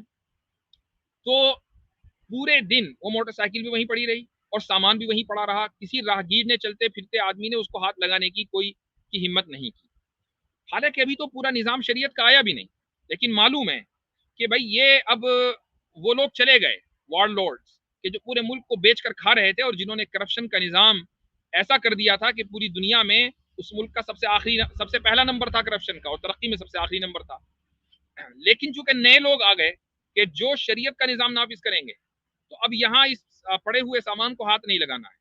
یہ ہے وہ لا اینڈ آرڈر کہ جس کی شریعت بات کرتی ہے کہ آدمی کرپشن بھول جائے، چوری بھول جائے، ڈاکہ بھول جائے. یہی وجہ ہے کہ سعودی عرب میں جہاں اس وقت سب سے زیادہ شرعی قوانین نافذ ہیں، تو وہاں چوری، ڈاکے زنی، ان سب کی واردات سب سے زیادہ کم ہے، کیونکہ پتہ ہے کہ جب یہ واردات ہوگی تو پھر کوئی بخشش نہیں ہے. آپ انڈیا میں آپ دیکھتے ہوں گے کہ جب ریپ ہوتا ہے نا کسی بچی کا، تو جتنے بھی غیر مسلم ہیں نا وہ بھی یہی کہتے ہیں کہ بھائی وہ لے کر آؤ اسلام والا قانون. جب وہ ایک مرتبہ نافذ ہو جائے گا تو ریپ ہونا بند ہو جائے گا. تو جو قوانین ہیں اسلام کے، وہ اس لیے نہیں ہے کہ نافذ ہو ہر ایک آدمی کے اوپر، وہ اس لیے ہے کہ تاکہ معاشرے میں لا اینڈ آرڈر کی جو سچویشن ہے وہ ایسی مینٹین ہو کہ اس کی نظیر کہیں اور نہ ملے.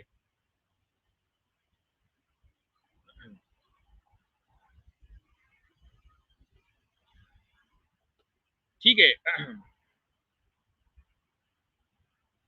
پنکج صاحب کہہ رہے ہیں، آج پنکج جی کا سوالات لے لیتے ہیں. اگر شریعت اتنی ہی اچھی ہے تو افغانستان سے لوگ کیوں بھاگ رہے ہیں؟ افغانستان سے لوگ شریعت سے ڈر کر نہیں بھاگ رہے ہیں. کچھ لوگ تو ہر جگہ ہوتے ہیں.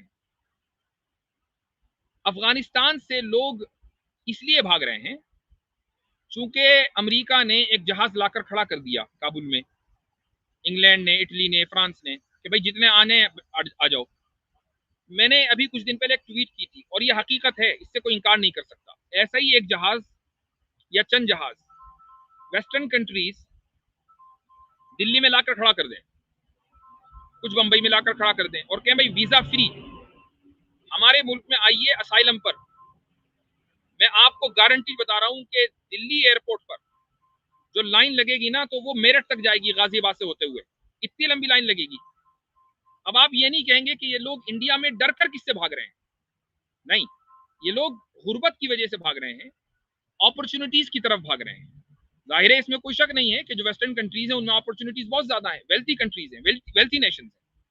عام طور سے ایک آدمی یہ دیکھتا ہے کہ بھئی میں جہاں رہ رہا ہوں وہاں میرے پاس وہ اپرچونٹیز نہیں ہے، مجھے وہاں فری فنڈ میں جانے کا موقع مل رہا ہے تو میں وہاں جاؤں گا اور میرے وارے کے نیارے ہو جائیں گے. یہ چیز ہے کہ جس سے وہاں کے لوگ بھاگے جا رہے ہیں. اگر یہی کسی بھی تھرڈ ورلڈ کنٹری میں، دلی کی میں نے مثال ویسے ہی دے دی چونکہ آپ انڈیا سے ہیں، آپ اس کو نائجیریا میں لے جا کے کھڑا کر دیں، آپ اس کو پاکستان میں لے جا کر کھڑا کر دیں، بنگلہ دیش میں لے جا کر کھڑا کر دیں، چاہے مسلم کنٹری ہو یا غیر مسلم کنٹری ہو، اگر وہ تھرڈ ورلڈ کنٹری ہے اور وہاں ویزا فری ایکسس کر دیا جائے امریکہ اور یورپ کی کنٹریز کا، تو لمبی لمبی لائنیں 10-10 20-20 ہزار لوگ ایک ایک جہاز میں چڑھنا چاہیں گے. ہر جگہ وہی منظر ہوگا کہ لوگ جہاز پہ لٹکیں گے اور اوپر سے گریں گے. تو شریعت سے کوئی نہیں بھاگ رہا ہے. یہ آپ کا جو نظریہ ہے وہ دراصل ٹی وی 9 اور جو ریپبلک ٹی وی جو اس طرح کے فالس پروپیگنڈا والے چینل ہیں ان کو دیکھ کر قائم ہوا ہے. جس دن آپ شریعت کو سمجھنے کے لیے ایک ڈائلاگ کریں گے، اسکالرلی ڈائلاگ، تو انشاءاللہ یہ غلط فہمی آپ کی دور ہو جائے گی.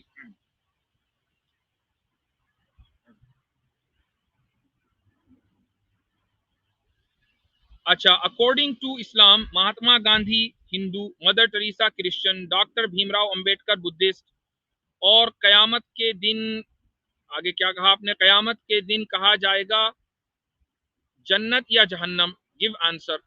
یہ رہا ان کا سوال.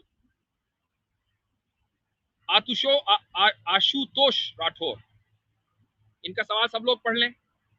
جواب بہت آسان ہے. اگر یہ 3 اور ان 3 کے علاوہ 30 اور لگا دیں آپ, ان کو 300 سے اور ضرب دے دیں, ہزاروں ہو گئے وہ. یہ سب کے سب اگر مرتے وقت ان کو ایمان کی دولت نہیں ملی تو ٹھکانہ جہنم ہے. واضح انداز سے کہہ رہا ہوں, میرے یہاں تو کوئی, میں اپولوجیٹک نہیں ہوں, جو بولتا ہوں کھل کر بولتا ہوں, چاہے وہ مہاتما ہو اور کتنے ہی بڑے مہاتما ہو. اگر مرتے وقت ایمان کی دولت نہیں ملی ہے, خدا کا انکار کرتے ہوئے مرے ہیں, تو ٹھکانہ ہمیشہ ہمیشہ کے لیے جہنم ہے. اس کے علاوہ کوئی دوسرا طریقہ نہیں ہے. امید ہے کہ آپ کو آپ کے سوال کا جواب مل گیا ہوگا. اور یہ کوئی میں نے اپنے گھر سے نہیں کہا, خدا تعالیٰ نے خود ہی کہا ہے کہ اللہ تعالیٰ ہر چیز کو معاف کر دے گا, وہ شرک کو معاف نہیں کرے گا. شرک کو جب اس نے ڈکلیئر کر دیا تو بھی یہ اللہ تعالیٰ کا معاملہ ہے. یعنی ہم کوئی نہیں ہوتے, یہ سزا ہم نے منتخب نہیں کی. ہم نہیں چاہتے کہ کوئی بھی آدمی, کوئی بھی گریٹ دنیاوی پرسنالٹی جہنم میں جلے. یہ میری خواہش نہیں ہے, اور میری خواہش سے کوئی فرق نہیں پڑتا. یہ خدا تعالیٰ کا, اللہ تعالیٰ کا ڈکلیریشن ہے. کوئی آپ کو ماننا ہے مانو, نہیں ماننا ہے نہ مانو. ڈکلیریشن یہی ہے, اس میں کوئی تبدیلی نہیں آئے گی. اور اس کی وجہ یہ ہے کہ جو الٹیمیٹ ریالٹی ہے وہ خدا ہے, وہ اوپر والا ہے. الٹیمیٹ ریالٹی, اس سے بڑی کوئی ریالٹی نہیں. اگر ایک آدمی پوری زندگی اچھے کام کرے لیکن اس الٹیمیٹ ریالٹی کا انکار کر دے, اور اس الٹیمیٹ ریالٹی کا جو انکار ہے وہ بھی انلمیٹڈ کرے, کیا مطلب ہے اس کا؟ اس کا مطلب یہ ہے کہ دیکھیے خدا تعالیٰ لمیٹڈ نہیں ہے. ایسا نہیں ہے کہ وہ دائیں ہیں بائیں ہیں اوپر ہے نیچے, وہ لمیٹڈ نہیں ہے, وہ انلمیٹڈ ہے. اسی طریقے سے اس کی جو کیریکٹرسٹکس ہیں, اس کی جو کوالٹیز ہیں وہ بھی انلمیٹڈ ہیں, اس کی جو ایکٹیویٹیز ہیں وہ بھی انلمیٹڈ ہیں. جب آپ نے خدا کا انکار کیا تو اس کا انکار انلمیٹڈ کیا.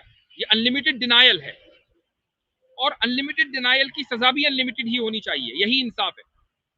تو آپ نے یہ دیکھا کہ بھئی ایک عورت تھی, بڑی مشہور عورت تھی, اس نے بڑی غریبوں کی مدد کی. بہت اچھی بات ہے, اس نے بڑی غریبوں کی مدد کی, اس کو دنیا میں اس کا صلہ ملا کہ پوری دنیا کے اندر وہ مشہور ہو گئی, نوبل لوریٹ کہلائی.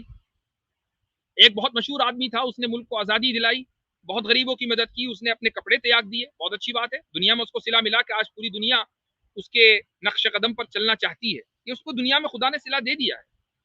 لیکن چونکہ اس نے انکار کیا خدا تعالیٰ کی انلمیٹڈ صفات کا, کوالٹیز کا, خدا کی انلمیٹڈ ذات کا اور اس کے افعال کا, تو پھر سزا بھی انلمیٹڈ ہوگی. اور یہ خدا کا اعلان ہے, میرا اس سے کوئی یعنی یہ کوئی میری خواہش کے اوپر قانون, یہ قرآن کا قانون نہیں بنا. اس کا میں جواب دے چکا ہوں. کمنگ سون صاحب. اچھا, تو آج کے لیے اتنا ہی. انشاءاللہ انڈیا تو ہم آتے رہتے ہیں, انشاءاللہ آئیں گے. ایک صاحب کہنے دیبا کپاڈیا, یہ I think is female name. offensive جہاد سمجھ میں نہیں آتا, شورٹ میں لاجیکل ایکسپلینیشن دے دیں. offensive جہاد کیا ہے؟ offensive جہاد ہوتا ہے کسی offense کو روکنے کے لیے, وہ offensive جہاد ہے. مثال کے طور پر میں ایک مثال دے رہا ہوں ویسے ہی, اس سے ہم اپنا عقیدہ ثابت نہیں کرتے, اور نہ ہی یہ مثال کوئی جسٹیفائڈ ہے. یعنی ایسا نہیں کہ میں اس عمل کو صحیح قرار دے رہا ہوں. امریکہ نے مثلا ہزاروں میل دور عراق پر حملہ کیا, ہزاروں میل دور مثلا اس نے افغانستان پر حملہ کیا. افغانستان تو خود نہیں آیا تھا امریکہ پر حملہ کرنے, عراق بھی نہیں آیا تھا. لیکن امریکہ کو اپنا انٹرسٹ اس میں نظر آیا کہ اگر ہم نے حملہ نہیں کیا تو ہمارے مفادات خطرے میں پڑ جائیں گے, ہمارے اوپر حملہ ہو جائے گا. ویپنز آف ماس ڈسٹرکشن اس نے نکالے تھے عراق میں, وہاں سے ایک خطرناک ہتھیار آئے گا اور امریکہ کو ڈسٹروائے کر دے گا مثلا. یہ انہوں نے نیریٹو دیا تھا. چنانچہ انہوں نے آفینسو وار کی, اور ایک ملک نے نہیں پوری دنیا نے اس کو جسٹیفائی کیا, حالانکہ غلط جسٹیفائی کیا. لیکن یہ مثال میں نے آپ کو اس لیے دی ہے تاکہ دنیا کی آپ ہپوکریسی کو دیکھ لیں کہ جب ایک طاقتور ملک آفینسو وار کرتا ہے تو سب لوگ اس کو جسٹیفائی کرتے ہیں, چاہے اس کی پوری عمارت جھوٹ کے اوپر مبنی کیوں نہ ہو. آفینسو جہاد کیا ہے؟ آفینسو جہاد ہے کہ سامنے والے کے آفینس کو پہلے ہی روک دینا, یہ آفینسو جہاد ہے. اس کی مثال یہ ہے کہ نبی کریم صلی اللہ علیہ وسلم کو اطلاع ملی کہ جو رومنز ہیں وہ مدینے کے اوپر حملہ کرنے والے ہیں, تیاری شروع کر دی. تو رسول اللہ صلی اللہ علیہ وسلم وہاں لشکر لے کر پہنچے. تبوک کا ایک علاقہ ہے جو اس وقت ناردرن سعودی میں آتا ہے. اس وقت یہ رومن کا ایریا تھا, بارڈر کا ایریا تھا. وہاں پہنچے. جب مسلمانوں کا لشکر اچانک وہاں پہنچا تو جو رومنس تھے وہ پسپا ہو گئے. انہوں نے جنگ کا ارادہ چھوڑ دیا. کوئی لڑائی نہیں ہوئی, صرف وہاں پہنچنے ہی سے یہ جنگ ٹل گئی. تو اگر آپ صلی اللہ علیہ وسلم وہ لشکر لے کر نہ جاتے تو رومنز مدینے کے اوپر حملہ کرتے اور بہت زیادہ خوریزی ہوتی اور بہت زیادہ جانی نقصان ہوتا. تو یہ آفینسو یعنی جو ٹیک ہے, جو آفینسو قدم ہے, یہ اٹھانا اس لیے ضروری تھا تاکہ سامنے والے کے آفینس کو روکا جا سکے. اس کا صرف یہی مطلب ہے. تو چلیں انشاءاللہ, جزاکم اللہ خیرن, والسلام علیکم ورحمۃ اللہ وبرکاتہ. اگلے ہفتے اسی وقت پھر ملاقات ہوگی.